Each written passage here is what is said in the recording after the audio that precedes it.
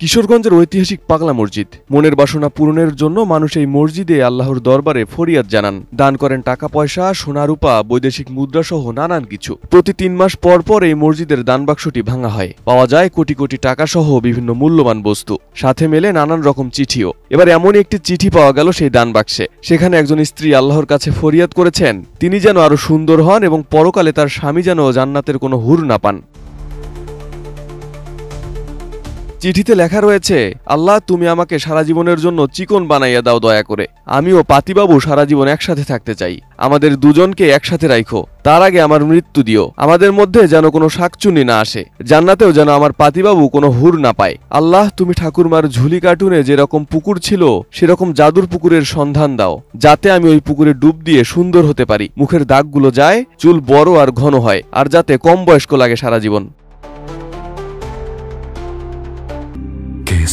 শেকড় থেকে শিখরে।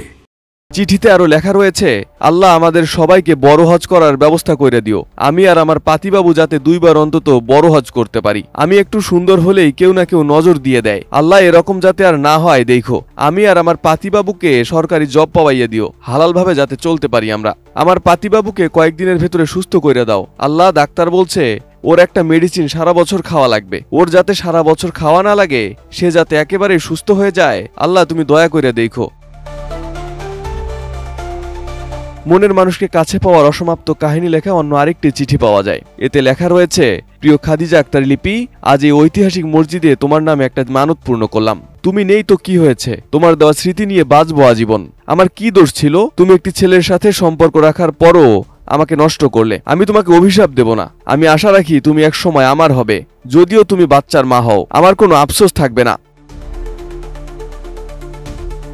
সৌদিয়ানকে বিয়ে করতে চিঠি দিয়েছেন এক নারী। তাতে লেখা রয়েছে, আমি একজন সৌদিয়ানকে ভালোবাসি। হে মহান আল্লাহ, তুমি তাকে আমার করে দাও, আমি যেন বিবাহ করতে পারি। 3 মাস 14 দিন পর শুক্রবার খোলা হয়েছে কিশোরগঞ্জের ঐতিহাসিক পাগলা মসজিদের 10টি দান বাক্স ও একটি ট্রাঙ্ক। দান বাক্স থেকে মেলে 29 বস্তা টাকা। দিনভর গণনার পর দান বাক্স থেকে পাওয়া যায় 8,21,34,304 টাকা।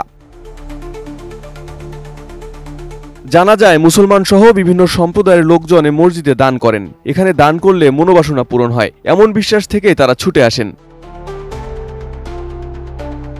তাছাড়া প্রতিদিন টাকা পয়সার পাশাপাশি বিপুল সংখ্যক গবাদি পশু, হাঁস মুরগি, ফল ফলাদি, মোমবাতি ও ধর্মীয় বই দান করে লোকজন। আলোচনার বিষয় হয়ে দাঁড়ায় দান বক্সে পাওয়া চিঠিপত্র।